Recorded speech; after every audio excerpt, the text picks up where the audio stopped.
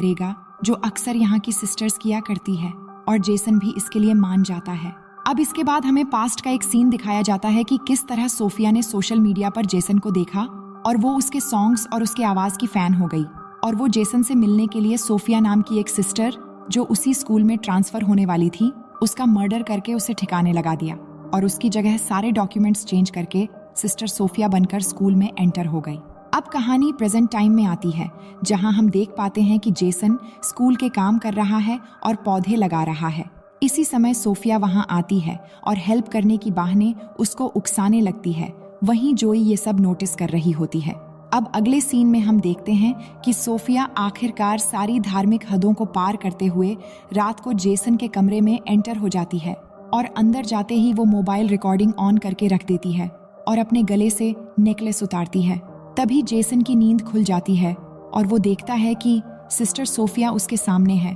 और उसे अजीब लगने लगता है। लेकिन सोफिया जेसन को अपनी अदा में बहकाने की कोशिश करती है और पास आकर जेसन को किस करने लगती है। लेकिन जेसन को डर लग रहा था कि ये सब पाप है और उन्हें ये सब नहीं करना चाहिए, पर सोफिया के मनाने पर वो उसकी बहकावे में आ जाता है और आखिरकार दोनों एक दूसरे के बिल्कुल करीब होकर इंटीमेट हो जाते हैं। अब अगली सीन में हम देख पाते हैं कि जेसन रिग्रेट होकर चर्च में जाता है फादर से इस बात का कन्फेस करने के लिए कि उसे एक बहुत बड़ा पाप हो गया है। अब वो जैसे ही फादर से माफी मांगने लगता है, तभी वो देखता है कि वहाँ फादर की जगह सोफिया है और वो उधर ही आकर उसके गोद में बैठकर उसे किस करने लगती है और एक बार फिर से दोनों वहाँ पर इंटीमेट होने लग जाते हैं। अब इस इंसिडेंट के हुए 1 हफ्ता गुजर जाता है और जेसन अपने घर चला जाता है, जहाँ उसे सारा का मैसेज आता है जिसमें वो उसे रात की पार्टी के लिए इनवाइट करती है। वहीं सोफिया भी स्कूल से निकल रही होती है,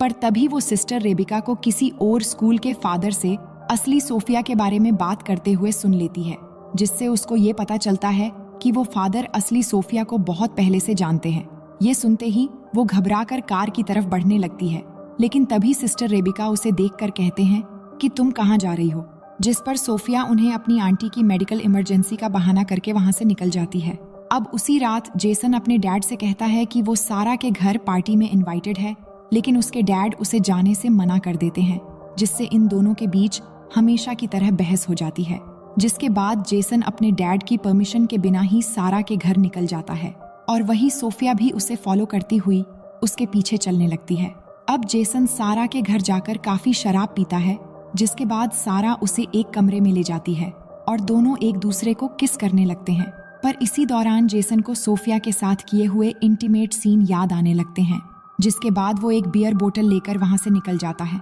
लेकिन उसको पुलिस खुलेआम बियर की बोतल के साथ पकड़ लेते हैं। पर तभी वहां सोफिया आकर पुलिस को बताती है कि जेसन मेंटली काफी डिस्टर्ब है और उन्हें वो कन्विंस करती है कि वो जेसन को जाने दे, जिसके बाद सोफिया की बात मानकर पुलिस उसे जाने देती है। अब जेसन सोफिया से कहता है कि वो नशे की हालत में घर नहीं जा सकता, इसलिए सोफिया उसे होटल के एक रूम में ले जाती है। वहीं हम देखते हैं कि जेसन की माँ उसके डैड को ये समझाने लगती है कि उन्हें जेसन को उसके पैशन के लिए 1 साल का समय देना चाहिए, जिस पर जेसन के डैड मान जाते हैं और उसे घर वापस लाने के लिए जाते हैं। वहीं इधर जेसन को रूम में लेकर आने के बाद सोफिया अपने कपड़े उतारने लगती है ताकि दोनों फिर से इंटीमेट हो सके, पर जेसन को शक होने लगता है कि वो हर जगह उसे फॉलो कर रही है और वो कहता है कि हम दोनों ने आज तक जो भी किया वो वाकई में एक बहुत बड़ा पाप है और मैं इस रिग्रेट से बाहर नहीं निकल पा रहा हूँ और अब आगे से हम दोनों ये सब कभी नहीं करेंगे।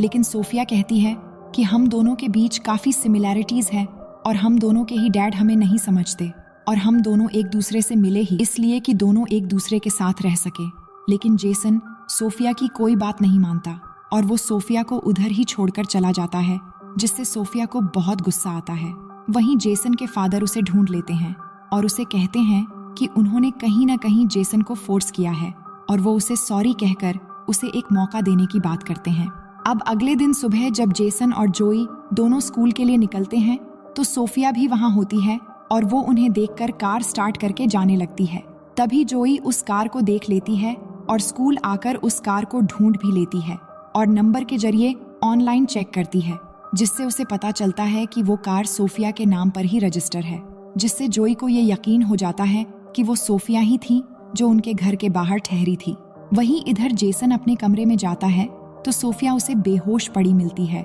जिससे वो घबराकर उसे होश में लाने के लिए माउथ टू माउथ ऑक्सीजन देने की कोशिश करता है। लेकिन उसे पता चलता है कि सोफिया नाटक कर रही है, जिस पर जेसन सोफिया पर गुस्सा होकर ये कहता है कि मैं इस बारे में फादर को रिपोर्ट कर दूंगा। लेकिन सोफिया को इस बात से कोई फर्क नहीं पड़ता और वो कहती है कि अगर तुमने रिपोर्ट किया तो मैं भी सभी को बता दूंगी कि तुम एक स्टूडेंट होकर किस तरह एक टीचर के साथ बेशर्मी की सारी हदें पार कर चुके हो। अब जेसन समझ जाता है कि वो बुरी तरह फंस चुका है। तभी उसे जोई फोन करके सोफिया के कार के बारे में बताती है, जिस पर जेसन उसे कहता है कि वो इस बारे में किसी को न बताए। अब आगे हम देखते हैं कि क्लास में प्रेयर के बाद सिस्टर रेबिका सारा को दोबारा वापस लेकर आई है, जिसे सोफिया को बहुत गुस्सा आता है और क्लास के बाहर सोफिया सिस्टर रेबिका को नियम समझाने लगती है कि किस तरह आप सारा को वापस स्कूल में परमिशन दे सकती हैं, जिस पर सिस्टर रेबिका कहती हैं कि तुम मुझे नियम कानून मत सिखाओ,